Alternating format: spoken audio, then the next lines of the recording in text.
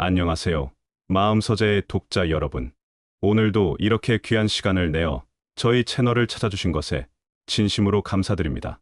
특히 인생의 깊은 경험과 지혜를 쌓아오신 독자분들께서 이 자리에 함께해 주신다는 것은 저에게 큰 영광입니다. 오늘 우리가 함께 나눌 작품은 독일 문학의 거장 괴테가 평생에 걸쳐 완성한 대서사시 파우스트입니다. 이 작품을 통해 인간의 욕망과 구원, 그리고 삶의 궁극적 의미에 대해 깊이 있게 탐구해보는 시간을 가져보겠습니다. 줄거리를 먼저 살펴보겠습니다. 제1부 인간, 욕망과 도덕적 파탄.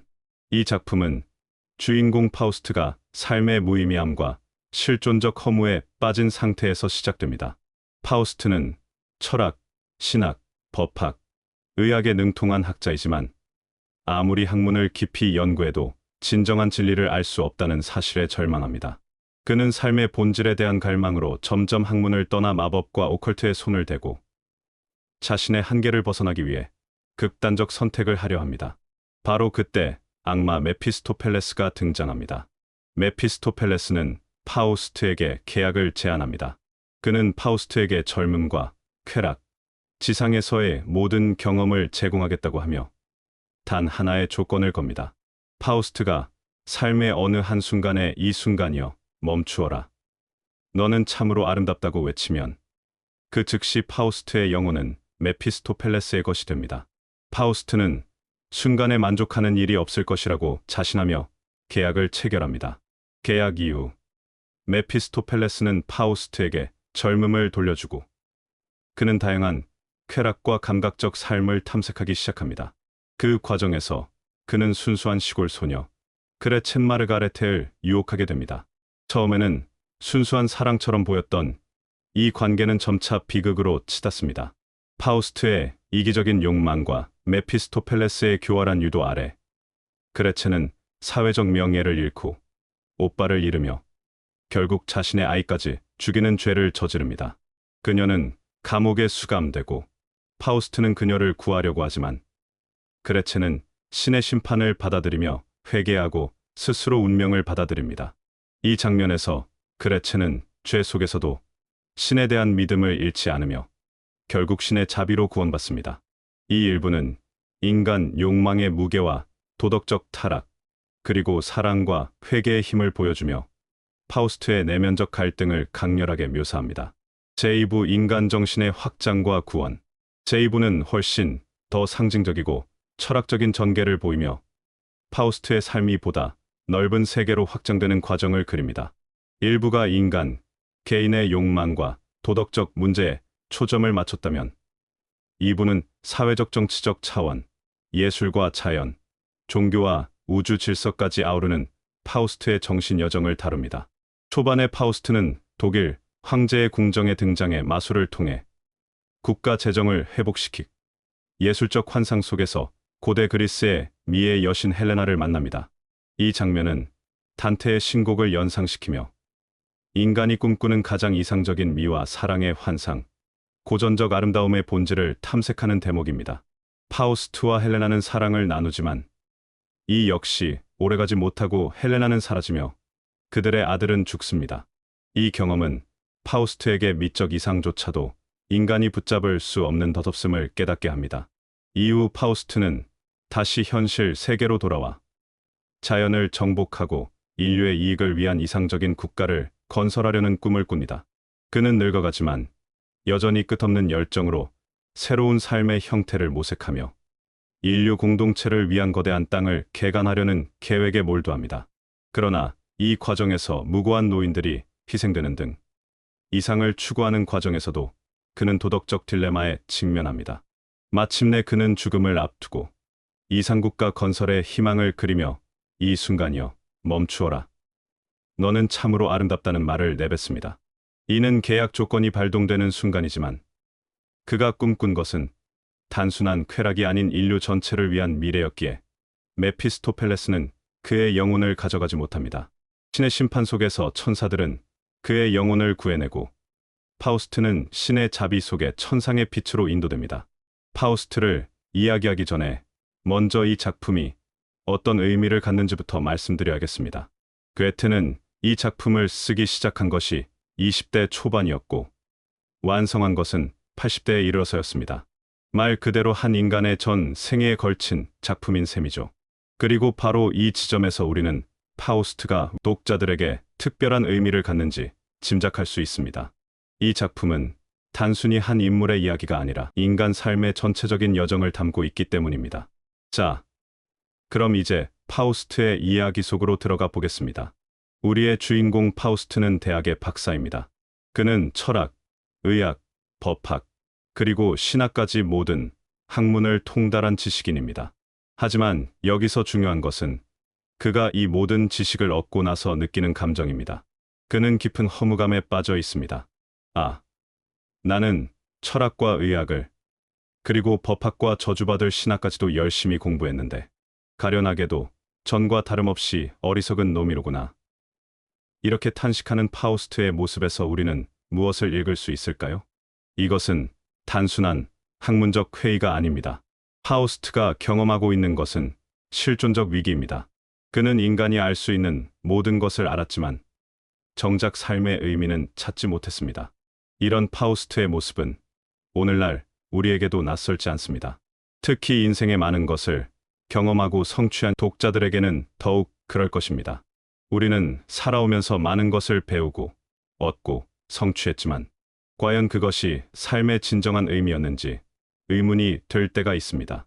파우스트는 이러한 절망감 속에서 마법서를 펼쳐들고 악마를 소환하려 합니다. 그리고 마침내 메피스토펠레스라는 악마가 나타납니다. 여기서 흥미로운 것은 메피스토펠레스가 어떤 존재인지에 대한 괴테의 설정입니다. 그는 단순히 사악한 존재가 아닙니다. 그는 스스로를 선을 의도하면서 악을 행하는 힘의 일부라고 소개합니다. 이는 매우 철학적인 설정입니다. 악마조차도 궁극적으로는 신의 계획 안에서 움직이는 존재라는 것이죠. 메피스토펠레스는 파우스트에게 제안을 합니다. 자신이 파우스트의 하인이 되어 이 땅에서 그의 모든 소원을 들어주겠다는 것입니다. 대신 저 세상에서는 파우스트가 자신의 하인이 되어야 한다고 말합니다. 그리고 여기서 유명한 조건이 나옵니다. 만약 파우스트가 어떤 순간에라도 이 순간이여 멈추어라. 너는 참으로 아름답다라고 말하게 되면 그 즉시 파우스트의 영혼은 메피스토펠레스에게 넘어간다는 것입니다. 이 계약의 의미를 좀 더 깊이 생각해 보겠습니다. 파우스트는 왜 이런 계약을 맺을까요? 그는 현재의 삶에 만족하지 못하고 있습니다. 그는 끊임없이 더 높은 것, 더 깊은 것을 추구하고 있습니다. 그런데 만약 그가 어떤 순간에 완전히 만족하게 된다면 그것은 그의 영혼이 성장을 멈춘 것을 의미합니다. 이것이 바로 메피스토펠레스가 노리는 것입니다. 인간의 끊임없는 노력과 성장을 멈추게 하는 것이죠. 계약을 맺은 파우스트는 젊음을 되찾고 세상으로 나갑니다. 그리고 그곳에서 그는 그레첸이라는 순수한 소녀를 만나게 됩니다. 그레첸은 마르가레테라는 이름으로도 불리는데 그녀는 파우스트 드라마에서 가장 감동적인 인물 중 하나입니다. 그녀는 단순하고 순수한 시민 계층의 소녀입니다. 교회에 다니고 어머니를 모시고 평범한 일상을 살아가는 그런 소녀죠. 파우스트와 그레첸의 사랑은 처음에는 아름답게 시작됩니다. 파우스트는 그녀에게 보석을 선물하고 그레첸은 그 보석을 어머니에게 보여줍니다.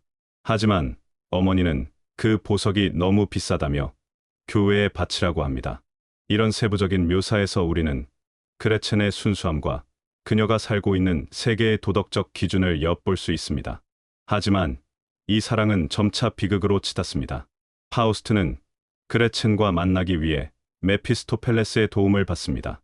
그리고 그 과정에서 그레첸의 어머니가 죽게 되고 그레첸은 미혼모가 됩니다. 당시 독일 사회에서 미혼모가 된다는 것은 사회적 죽음을 의미했습니다.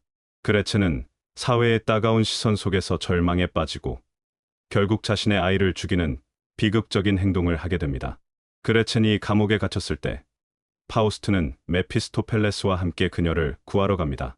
하지만 그레첸은 파우스트와 함께 도망가기를 거부합니다.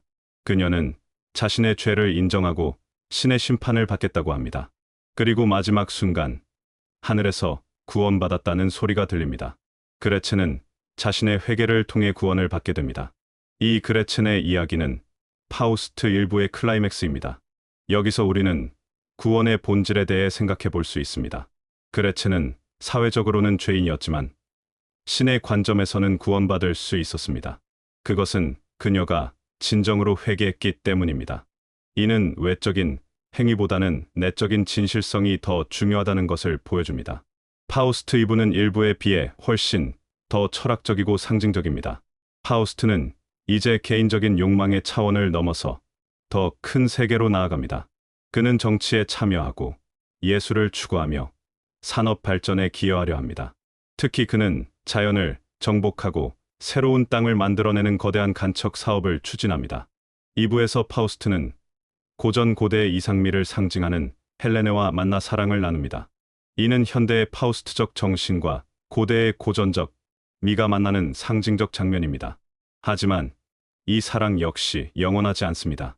헬레네는 결국 사라지고 파우스트는 다시 현실로 돌아와야 합니다.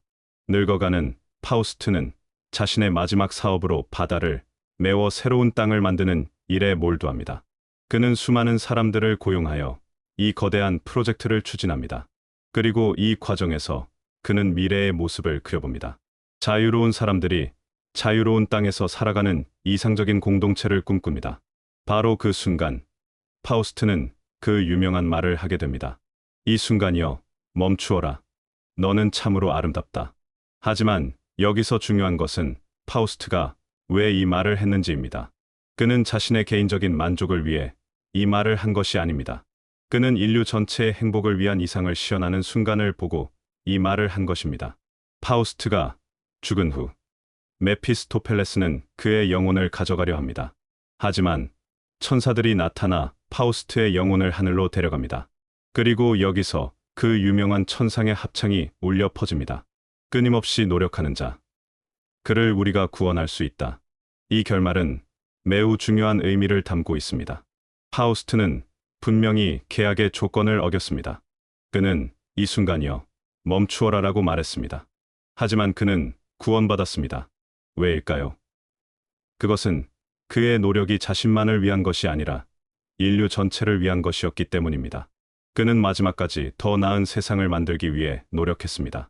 이제 우리는 파우스트가 독자들에게 주는 메시지에 대해 생각해 볼 수 있습니다. 파우스트의 삶은 곧 우리 모두의 삶의 여정과 닮아 있습니다. 우리는 젊었을 때 지식을 추구했고 사랑을 경험했으며 때로는 실수를 하고 후회하기도 했습니다.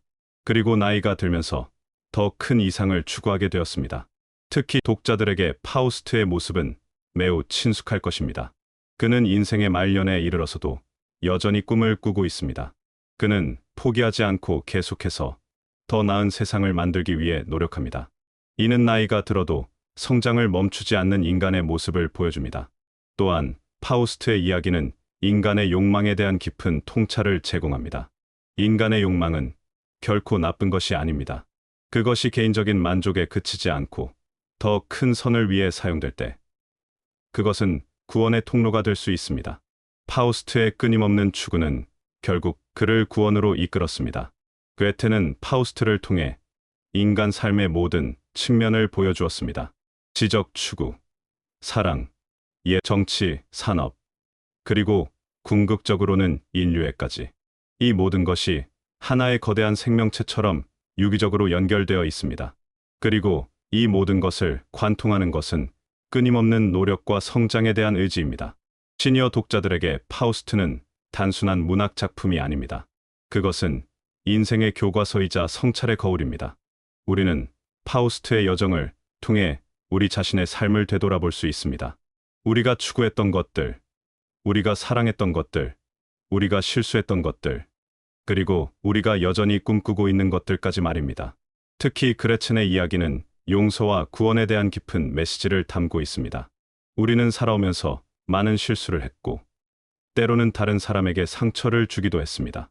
하지만 그레첸이 보여준 것처럼 진정한 회개와 성찰을 통해 우리는 구원받을 수 있습니다. 이는 나이가 들어도 변화와 성장이 가능하다는 희망적인 메시지입니다. 또한 파우스트의 마지막 모습은 우리에게 노년의 이상적인 모습을 제시합니다.